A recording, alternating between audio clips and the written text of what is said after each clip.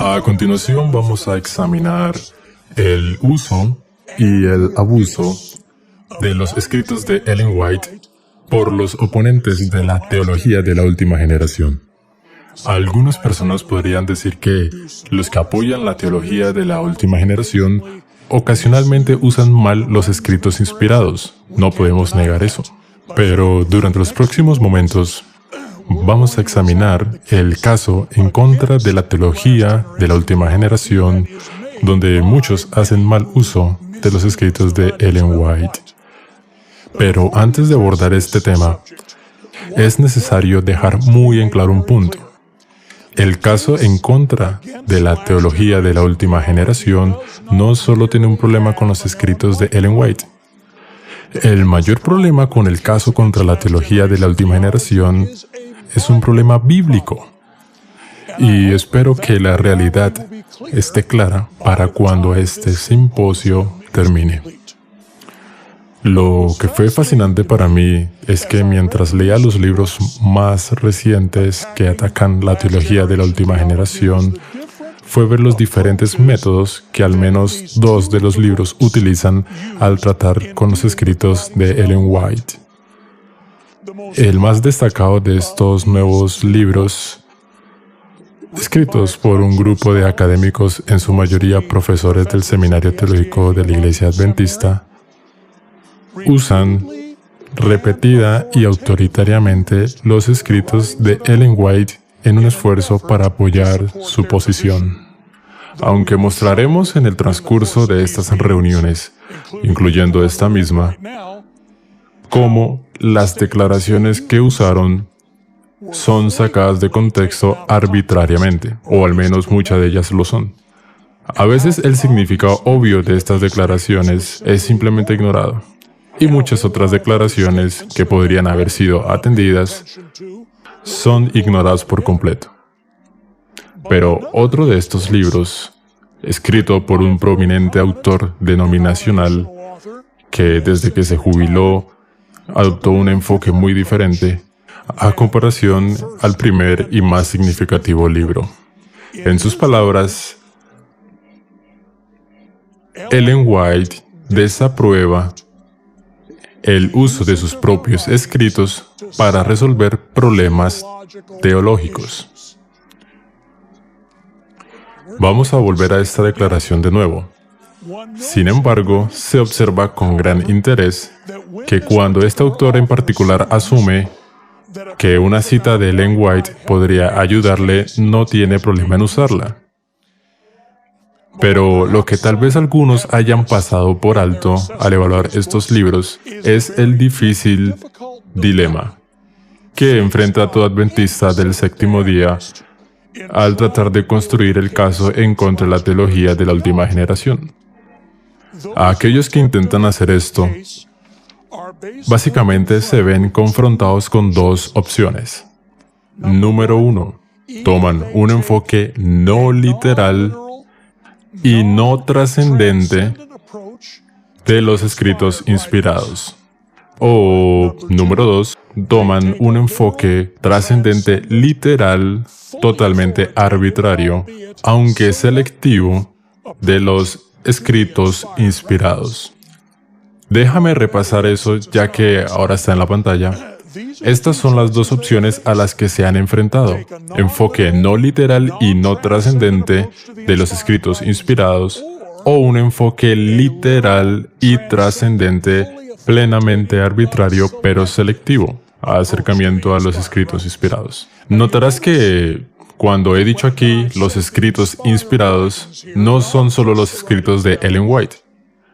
Estoy hablando tanto de la Biblia como de los escritos de Ellen White, porque hoy hay algunos en la Iglesia Adventista del séptimo día que están tratando de construir un caso en contra de la teología de la última generación y que están descartando la Biblia muy explícitamente cuando intentan hacer esto.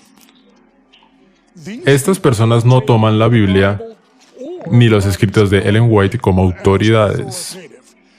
Escuche la siguiente declaración, escrita en un artículo online recientemente en la revista Spectrum.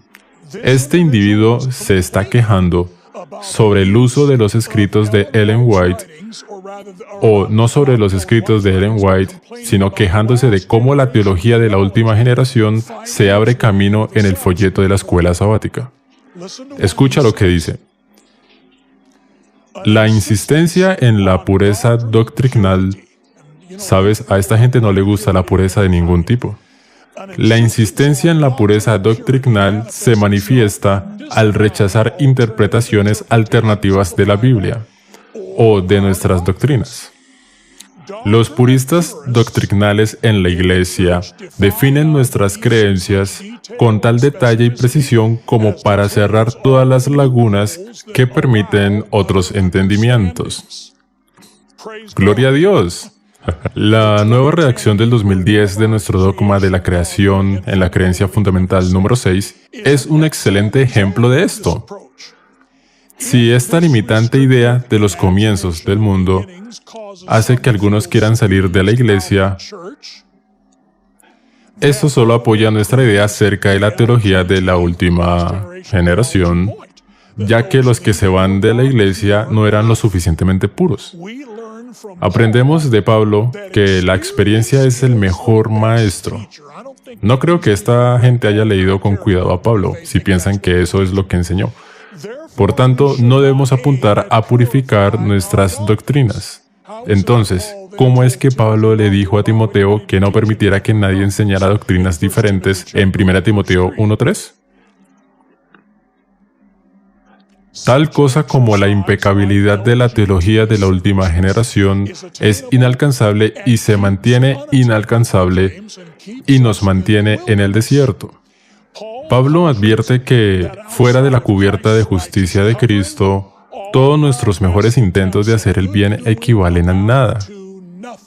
Vamos a descubrir que eso es mentira cuando estudiamos lo que Pablo dijo y otros autores bíblicos que enseñan sobre el tema. Por lo que debemos expresar nuestras creencias, afirma este autor, de manera que permitan el crecimiento y nuevas percepciones a medida que avanzamos. Así también, nuestro enfoque sobre las elecciones de estilo de vida, como lo que comemos o vestimos, no debe basarse en la pureza.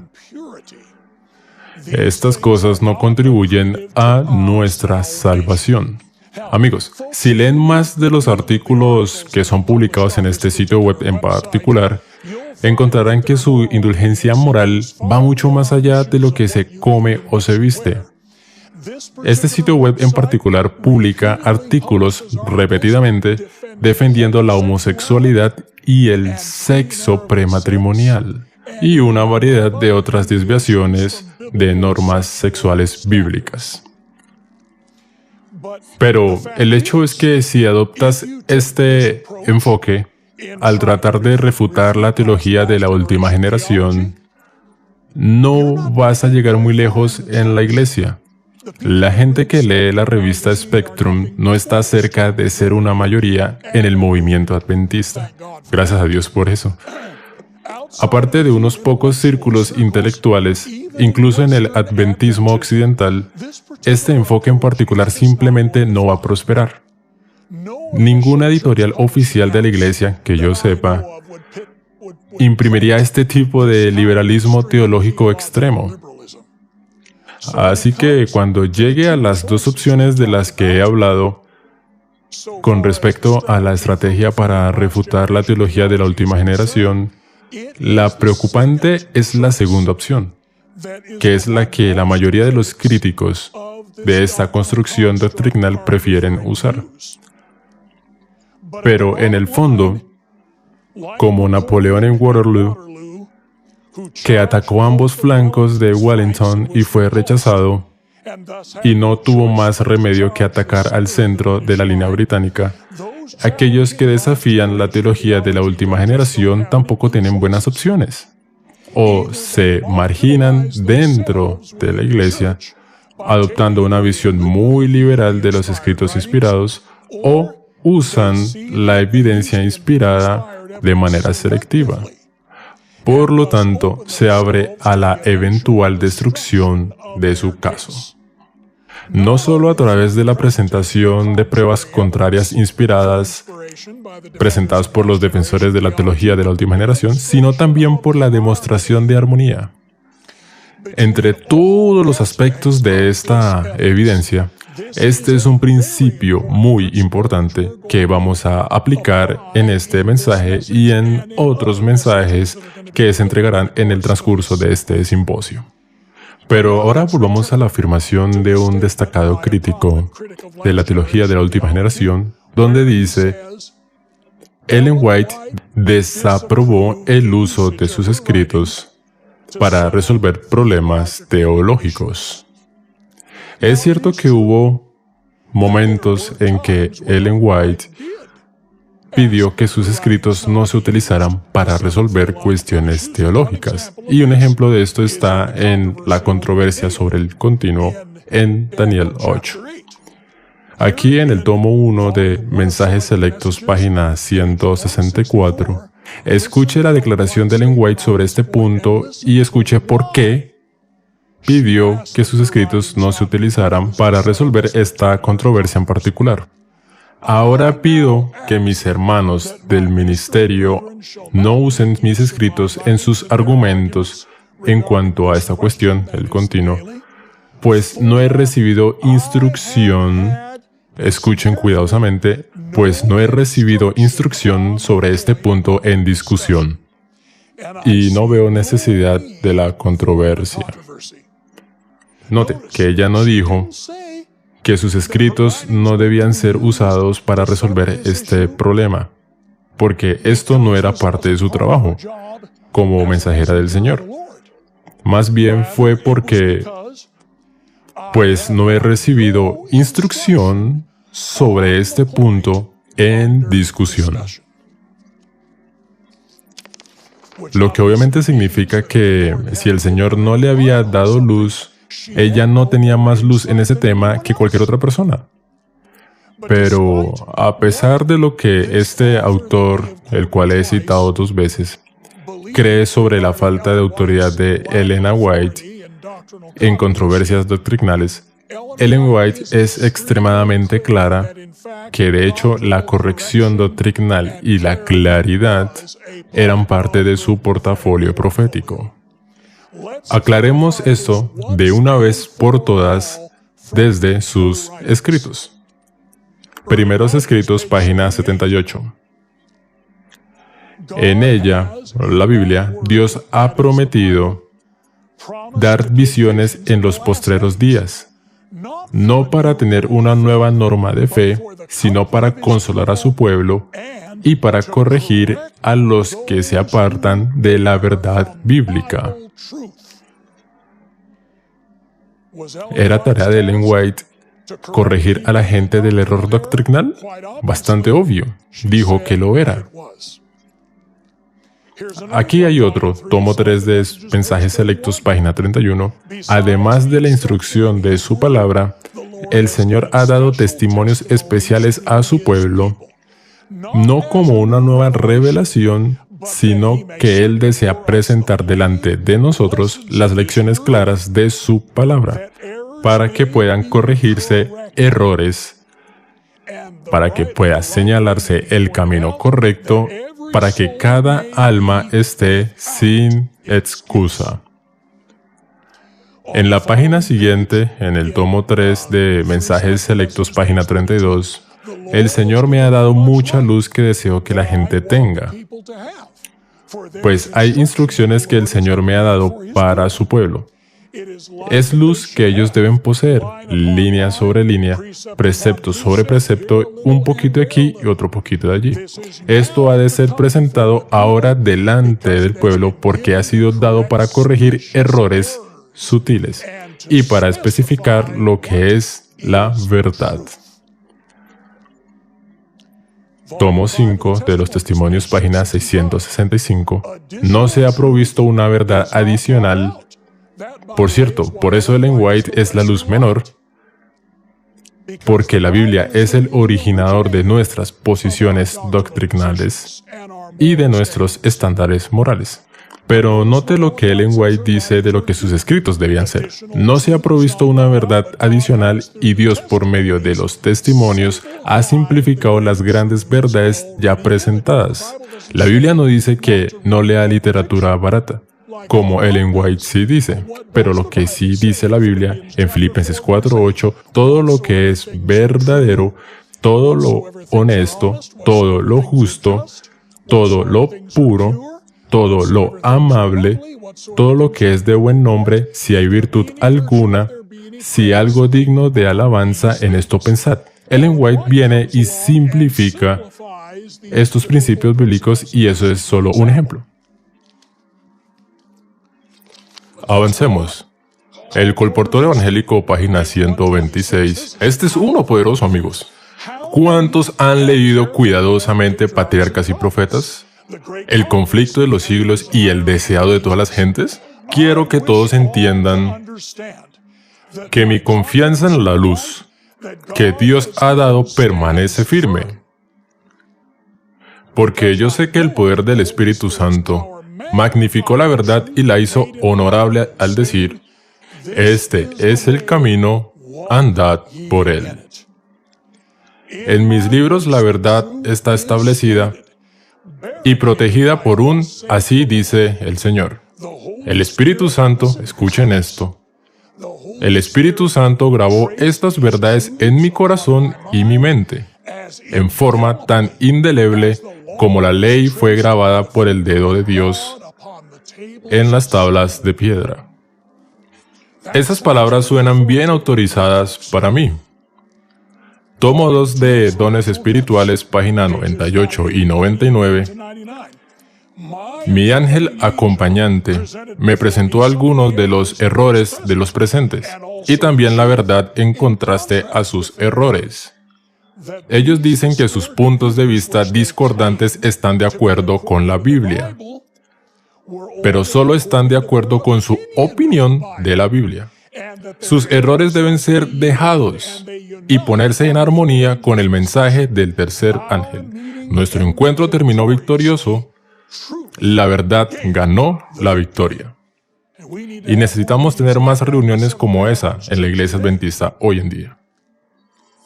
Tomo 5 de los Testimonios, páginas 655 y 656, albergaban graves errores de doctrina y práctica. Dios me reveló esos errores en visión y me mandó a sus hijos que erraban para declarárselos. Obreros Evangélicos, página 302. En aquel tiempo, ella está hablando de nuestra experiencia temprana como pueblo. Se nos presentaba un error tras otro. Ministros y doctores traían nuevas doctrinas. Solíamos escudriñar las Escrituras con mucha oración y el Espíritu Santo revelaba la verdad a nuestras mentes. El poder de Dios bajaba sobre mí y yo recibía capacidad para definir claramente lo que es verdad y lo que es error. Es difícil leer cualquiera de estos pasajes y llegar a la conclusión de que Ellen White no creía que tenía un rol en el esclarecimiento y corrección de la doctrina. Es por esta razón que la última sesión de la Conferencia General aclaró su posición sobre la autoridad doctrinal de Ellen White. ¿Sabes? Es nuestra declaración anterior sobre la autoridad de Ellen White que teníamos antes, y si buscas en el Manual de Iglesia, edición 2010, encontrarás que los escritos de Ellen White se describen como una fuente de verdad continua y autorizada. Y esa es una buena declaración. Pero en San Antonio, California, aclaramos aún más esta afirmación. Y dice que sus escritos hablan con autoridad profética. ¿Cuál es la diferencia entre estas dos? Pastores de la iglesia, ministros, académicos y teólogos son una fuente autorizada de la verdad, pero es solo una autoridad humana. La nueva declaración que dice que sus escritos hablan con autoridad profética está a un nivel completamente diferente, porque los profetas tienen autoridad que nadie más en la comunidad humana tiene. Esta es también la razón por la que la declaración que se votó en la última conferencia general, la declaración sobre confianza en los escritos de Ellen White, hablaron mucho más claramente. Y de hecho, fue tan controvertido que algunos de los delegados más liberales en la sesión trataron de que cierta parte de la declaración fuera tachada. Si usted estuvo allí y vio el debate o la viste en televisión, sabes de lo que estoy hablando. Escucha lo que dice la nueva declaración. Reafirmamos nuestra convicción de que sus escritos son de inspiración divina, verdaderamente centrados en Cristo y basados en la Biblia. En lugar de reemplazar la Biblia, elevan el carácter normativo de la Escritura. Y, escuche con atención, y corrigen las interpretaciones inexactas de ella, de la Biblia, derivadas de la tradición, la razón humana, la experiencia personal y la cultura moderna, al igual de lo que estábamos hablando en mi presentación anterior esta mañana. Un delegado europeo presente en la sala hizo la moción para eliminar esa última cláusula de la declaración. Alabado sea el Señor. Su moción fue abrumadoramente derrotada. Así, la declaración que tenemos ahora dice muy claramente que los escritos de Ellen White tienen el propósito de corregir errores de cultura, tradición y teología que pueden infiltrarse entre nosotros. Ahora, la pregunta que algunas personas harán es, si la Biblia es su propio intérprete, ¿por qué necesitamos que Ellen White venga a interpretarnos la Biblia? La respuesta es realmente muy simple. Dios necesita repetirnos las cosas, porque muchos no escucharon la primera vez, y vas a escuchar mucha repetición durante este simposio. Sabes, a los académicos en el mundo académico no les gusta la repetición, porque piensan que les hace ver poco inteligentes. Pero hay gente corriente como expertos en publicidad que trabajan en el mundo político o en el mundo empresarial y probablemente lo has visto en medio de la campaña política que hay ahora mismo, probablemente los has visto si miras la televisión. ¿Cuántos de estos comerciales se repiten una y otra vez? Y adivina por qué. Porque se necesita tiempo y repetición para que estas cosas lleguen a la gente. Y Dios tiene que usar el mismo método. Escuche por qué Ellen White dice que esto es necesario.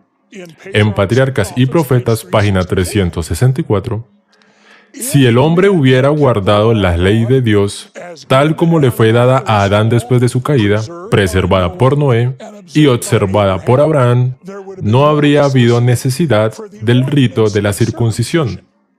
Lo que hemos visto en esta declaración es cómo Dios ha tenido que repetir lo dicho con mayor claridad, una y otra vez. Sigamos. Y si los descendientes de Abraham hubieran guardado el pacto del cual la circuncisión era una señal, jamás habrían sido inducidos a la idolatría, ni habría sido necesario que sufrieran una vida de esclavitud en Egipto. Habrían conservado el conocimiento de la ley de Dios y no habría sido necesario, escuchen esto, proclamarla desde el Sinaí o grabarla sobre tablas de piedra.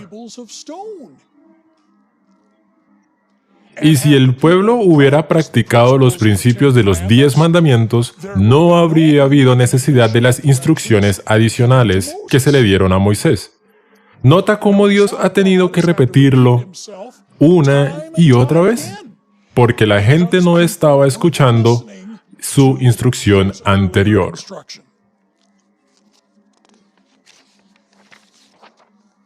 A algunas personas no les gusta este tipo de repetición porque piensan, oh, tú puedes usar el sentido común y lo descubrirás solo. Pero Mark Twain lo dice bien.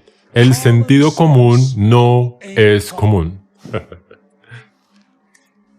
Esta es la razón por la que el Señor tiene que dar su consejo una y otra vez.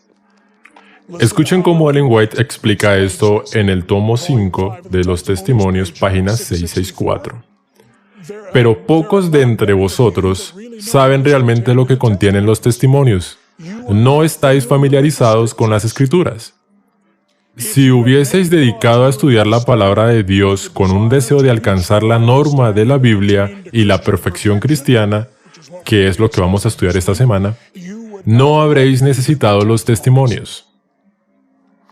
Ahora, lo que haremos en los próximos momentos es observar varios ejemplos de cómo los escritos de Ellen White han sido abusados de una manera muy conspicua por los críticos de la teología de la última generación. Una de estas declaraciones, y estoy seguro que es muy familiar para las personas que conocen esta controversia, las personas que están viendo este simposio ahora, probablemente hayan escuchado esta declaración citada muchas veces. Está en tomo 1 de Mensajes Selectos, página 344. Los servicios religiosos, las oraciones, la alabanza, la confesión arrepentida del pecado ascienden desde los verdaderos creyentes como incienso ante el santuario celestial. Pero al pasar por los canales corruptos de la humanidad, se contaminan de tal manera que, al menos que sean purificados por sangre, nunca pueden ser de valor ante Dios. No ascienden en pureza inmaculada. Y a menos que el intercesor que está a la diestra de Dios presente y purifique todo por su justicia, no son aceptables ante Dios. Todo el incienso de los tabernáculos terrenales debe ser humedecido con las purificadoras gotas de sangre de Cristo. Él sostiene delante del Padre el incensario de sus propios méritos, en los cuales no hay mancha de corrupción terrenal. Recoge en ese incensario las oraciones, la alabanza y las confesiones de su pueblo, y en ellas les añade su propia justicia inmaculada. Luego, perfumado con los méritos de la propiciación de Cristo, asciende el incienso delante de Dios, plena y enteramente aceptable. Así se obtienen respuestas benignas. Amigos, Ellen White tiene claro que, al igual que la Biblia, que se explica a sí misma, también lo hacen sus propios escritos. En el tomo 1 de Mensajes Selectos, página 42, ella dice, los testimonios mismos serán la clave que explicará los mensajes dados, así como la Escritura se explica por las Escrituras. Entonces, ¿qué quiso decir en realidad Ellen White en la declaración de tomo 1, Mensajes Selectos, página 344, donde habla de la justicia de Cristo, purificando las palabras, los hechos y los pensamientos del pueblo de Dios para que Dios pueda aceptarlos? Veamos algunas otras declaraciones donde ella usa el mismo o similar lenguaje y lo descubriremos. Hecho de los Apóstoles, página 532. Ante los creyentes se presenta la maravillosa posibilidad de llegar a ser semejantes a Cristo, obedientes a todos los principios de la ley de Dios. Pero por sí mismo el hombre es absolutamente incapaz de alcanzar esas condiciones. La santidad, que según la palabra de Dios debe poseer antes de poder ser salvo, es el resultado del trabajo de la gracia divina sobre el que se somete en obediencia a la disciplina y a las influencias refrenadoras del Espíritu de verdad. La obediencia del hombre, escuchen atentamente, puede ser hecha perfecta únicamente por el incienso de la justicia de Cristo, que llena con fragancia divina cada acto de acatamiento. La parte que le toca a cada cristiano es perseverar en la lucha por vencer cada falta. No se trata de una declaración legal. No se trata de cubrir. Está hablando de una transformación aquí en la tierra. Sí, está dirigida desde el cielo, pero pasa aquí en esta tierra. Sigamos. Servicio Cristiano, página 263. Los méritos de Jesús han de ser mezclados con nuestros esfuerzos y oraciones o serán inútiles como la ofrenda de Caín. Si pudiéramos contemplar toda la actividad de los agentes humanos, tal como aparece delante de Dios, veríamos que solo la obra efectuada con mucha oración, santificada, fíjate en esa palabra, santificada con el mérito de Cristo, soportará la prueba del juicio. Tomo 2 de Manuscritos Liberados, página 337. Ninguno de los obreros, ya sea que posea grandes o pequeños talentos, está exento de entregarse a Dios a fin de ser santificado. Aquí esta palabra de nuevo, y capacitado para su servicio, den todo lo que tienen y son, y todo será nada, sin el mérito de la sangre que santifica dicho don. Aunque los que ocupan puestos de responsabilidad multiplicarán sus talentos por 1000, su servicio no tendría ningún valor ante Dios, a menos que Cristo lo mezcle con todas sus ofrendas. ¿Y cómo se mezcla? ¿Con todas sus ofrendas? Por santificación, no justificación. Review and Herald, 26 de noviembre de 1901. Al hombre se le permite manejar los bienes del Señor. Así es probado y comprobado su corazón. Su corazón debe estar perfumado con el incienso de la justicia de Cristo. El Salvador debe obrar en él el querer y el hacer de su agrado. Voy a hablar más de eso mañana por la tarde, para que el manejo de los bienes que le han sido confiados lleven el sello del Dios del cielo.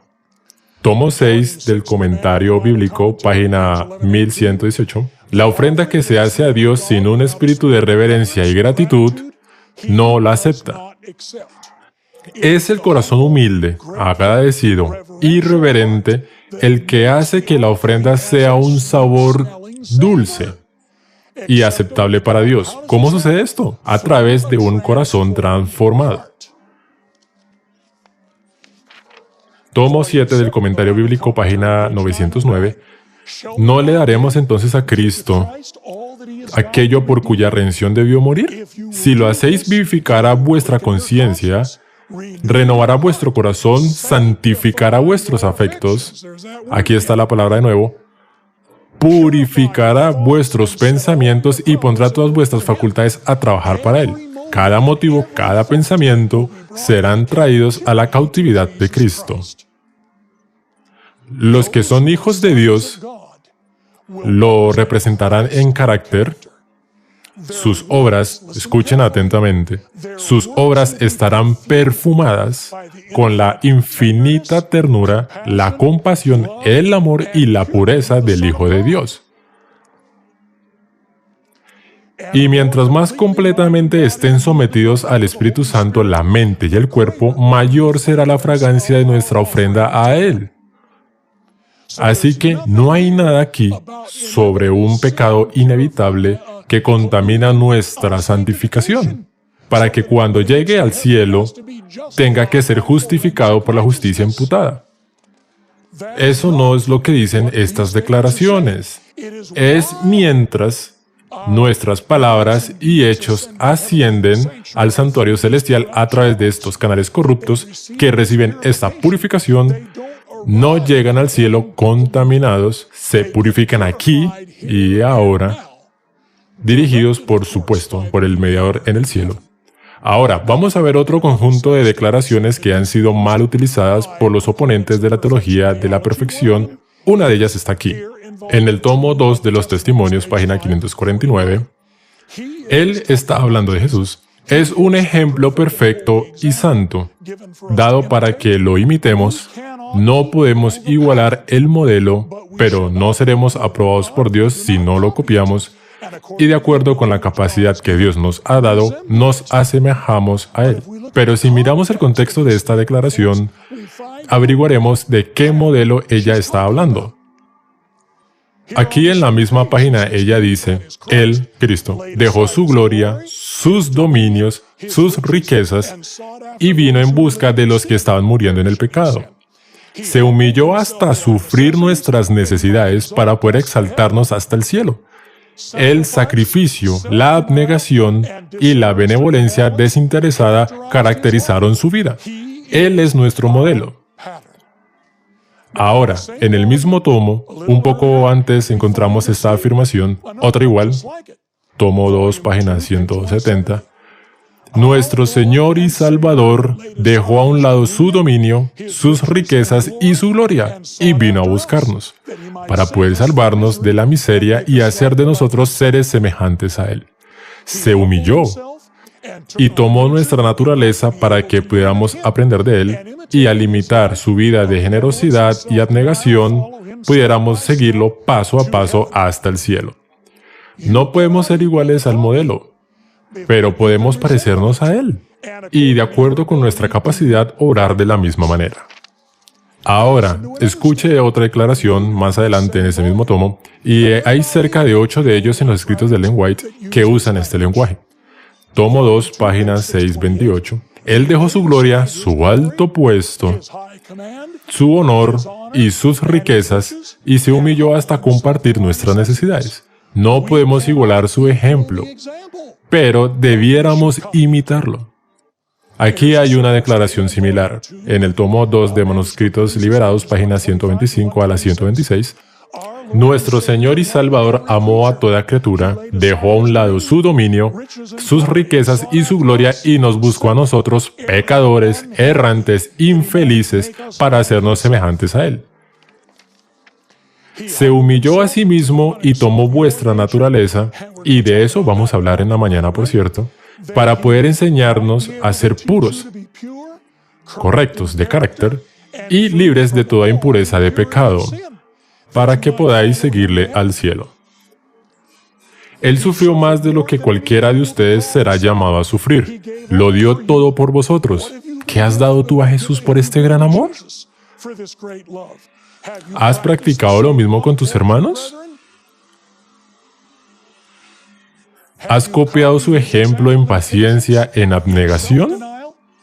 No puedes igualar el modelo, pero puedes asemejarte a él. Aquí hay otra declaración, en Review and Herald, 5 de febrero de 1895. Nunca se nos demandará que suframos como sufrió Cristo, pues los pecados no de uno, sino de todo el mundo, fueron colocados sobre Cristo. Sufrió la humillación, el reproche, sufrimiento y muerte, para que, siguiendo su ejemplo, pudiéramos heredar todas las cosas. Cristo es nuestro modelo, el ejemplo perfecto y santo que se nos ha dado para imitarlo. Nunca podremos igualar al modelo, pero podemos imitarlo asemejándonos a él conforme sea nuestra habilidad. Entonces, ¿cuál es el modelo del que habla Ellen White en sus declaraciones? Ella está hablando de la humillación, el sufrimiento y la condescendencia de Jesús. Ella no está hablando de una obediencia sin pecado. No podemos igualar el modelo que ella está hablando porque no tenemos el trono de Dios para dejarlo de lado. Los ángeles sin pecado tampoco pueden igualar el modelo. Aquí hay otra declaración de este tipo del tomo 16, Manuscritos Liberados, página 199. ¿Qué esfuerzos estamos haciendo como creyentes de la verdad impopular en la abnegación, en el autosacrificio? Nunca podemos igualar el modelo porque es la bondad infinita, practicada en su naturaleza humana. Sin embargo, deberíamos hacer esfuerzos decididos con todas las fuerzas de nuestro ser para seguir su ejemplo. Una vez más, ¿cuál es el modelo que no podemos igualar? La bondad infinita, porque no somos seres infinitos, tampoco los ángeles sin pecado. Ahora, vamos a ver un tercer ejemplo, y esta es la historia de Josué y el ángel, que encontramos en el tercer capítulo de Zacarías y en varios pasajes de los escritos de Ellen White. Esta es una ilustración muy popular que las personas que se oponen a la teología de la última generación han tratado de usar para tratar de probar que la obediencia perfecta no es alcanzable ni siquiera por aquellos en el fin de los tiempos. Aquí hay otra declaración donde ella habla de esto en el tomo 3 de Mensajes Selectos, página 196. Jesús es perfecto. La justicia de Cristo les es acreditada a ellos y Él dirá, quitadle las vestiduras viles y vestidlos de ropas de gala. Jesús compensa nuestras inevitables deficiencias cuando los cristianos son mutuamente fieles, leales al capitán de las huestes del Señor y nunca traicionan lo que se les confió entregándolo en manos del enemigo. Serán transformados conforme al carácter de Cristo. Por supuesto, esto viene de la instrucción de que se le quiten las vestiduras sucias en Zacarías en el capítulo 3. Veámoslo. Y el ángel de Jehová amonestó a Josué, diciendo, así dice Jehová de los ejércitos, si anduviereis por mis caminos y si guardares mi ordenanza, también tú gobernarás mi casa, también guardarás mis atrios, y entre estos que aquí están te daré lugar. En otras palabras, incluso aquí en Zacarías 3 está claro que solo aquellos que han sido perfeccionados en carácter se les quitan sus ropas sucias. Esto no se trata de una continua cobertura imputada que oculta la transgresión continua del pueblo de Dios. Veamos el gran conflicto, página 484. Ellen White está hablando de este mismo incidente. Satanás está preguntando, ¿son estos los que han de tomar mi lugar en el cielo? ¿Y el lugar de los ángeles que se unieron conmigo? Mira los pecados que han señalado su vida. Contempla su egoísmo, su malicia, su odio mutuo. Los hijos de Dios han sido, nota el tiempo verbal, los hijos de Dios han sido muy deficientes en muchos respectos. Satanás tiene un conocimiento exacto de los pecados que él los indujo a cometer.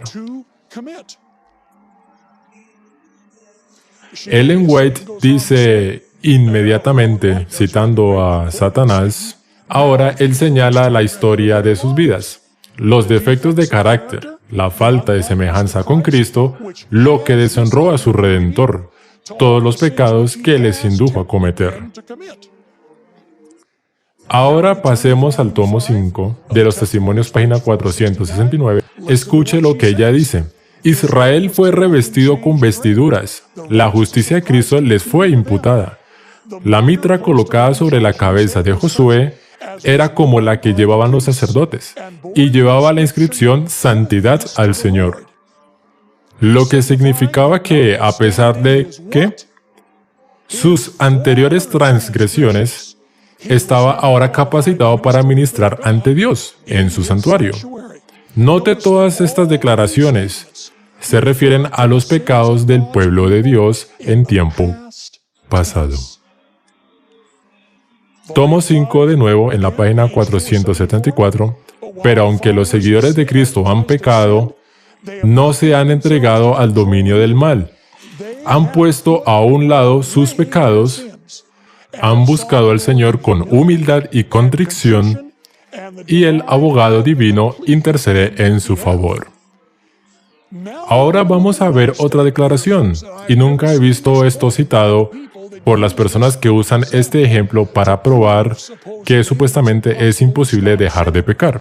Escucha lo que dice Ellen White aquí en el tomo 4 de Manuscritos Liberados, páginas 249 y 250. Una vez más, Ellen White está citando a Zacarías 3. Me mostró al sumo sacerdote Josué, el cual estaba delante del ángel de Jehová, y Satanás estaba a su mano derecha para acusarle. Y dijo Jehová a Satanás, Jehová te reprenda, oh Satanás. Jehová que ha escogido a Jerusalén te reprenda. ¿No es este un tizón arrebatado del incendio? ¿No es lo que nos gustaría hacer? Yo ciertamente quiero hacerlo. Ahora, Josué estaba vestido con ropas inmundas y parado ante el ángel. Josué, dice Ellen White, que representaba al pueblo de Dios. Y Satanás, señalando a sus sucias vestiduras, los reclama como su propiedad, sobre la cual tiene derecho a ejercer su cruel poder. Pero estos mismos han aprovechado las horas de gracia para confesar sus pecados con contrición de alma y apartarse de ellos. Y Jesús ha escrito el perdón frente a sus nombres. Ahora escucha. Aquellos que no han dejado de pecar y que no se han arrepentido y buscado el perdón de sus transgresiones no están representados en esta compañía. ¿Por qué la gente no es consecuente cuando escriben esos libros? ¿Por qué no miran la evidencia? Esta evidencia destruye los argumentos de aquellos que usan estas declaraciones inspiradas en contra de la teología de la última generación. Aquellos cuyos pecados están cubiertos, aquellos cuyos pecados son quitados, son aquellos cuyos pecados han sido vencidos. No los que aún ocasionalmente caen y fallan y pecan. ¿Querrían estar en el cielo con gente así? No lo creo. Entonces, ¿de qué manera estas deficiencias son inevitables? Como dice la declaración del tomo 3 de Mensajes Selectos, página 196, ¿por qué son inevitables? Porque el pasado no se puede cambiar. Solo puede ser eliminado por la gracia perdonadora del Salvador. Estos son solo algunos ejemplos de las declaraciones de Ellen White que se toman fuera de contexto para probar supuestamente que es imposible dejar de pecar, incluso a través del poder de Dios. Vamos a ver varios otros en el transcurso de este simposio, pero espero que quede claro a todos los que están escuchando estas reuniones y quienes están viendo esta presentación o mirando los folletos que estas declaraciones, cuando son usados por oponentes de la teología de la perfección, están siendo sacados de contexto y no enseñan lo que ellos supuestamente dicen que enseñan. Amigos, tenemos que ser como los nobles bereanos y escudriñar las Escrituras diariamente. Escudriñar los escritos del Espíritu de la profecía y agradezco a Dios, veo que tengo unos minutos más, y agradezco a Dios que El Shaven se salvó de los incendios recientes, porque creo que es un símbolo que Dios quiere que sepamos que el regalo profético sigue estando seguro. Tenemos que meternos en esos libros. Necesitamos estudiarlos como nunca antes. Encuentro gente estudiando todo tipo de cosas. Libros devocionales para hombres, libros devocionales para mujeres, libros devocionales para parejas, todo tipo de materiales sin inspiración. Y sin embargo, estos libros devocionales de la profeta, como En lugares celestiales, hijos e hijas de Dios, Nuestra elevada vocación a fin de conocerle, un montón de otros que podrían mencionar, esos son los que necesitamos leer y estudiar. Porque si lo hacemos, no tendremos confusión en nuestros corazones o mentes sobre los asuntos de salvación que estaremos considerando en estas reuniones. Padre Celestial, tú eres el Maestro de todas las cosas, y alabamos tu nombre por estos consejos escritos, por los cuales todo en nuestras vidas, todo lo que leemos, todo lo que escuchamos puede medirse. Que podamos encontrarnos entre aquellos que lo harán, llegar a cada punto, como Ellen White dice en una declaración, soportar cada prueba y vencerán, a cualquier precio que sea. Han escuchado el consejo del testigo fiel y recibirán la lluvia tardía y estarán preparados para la traslación. Oramos para estar entre esa compañía, querido Señor. En tu nombre y por tu amor. Amén.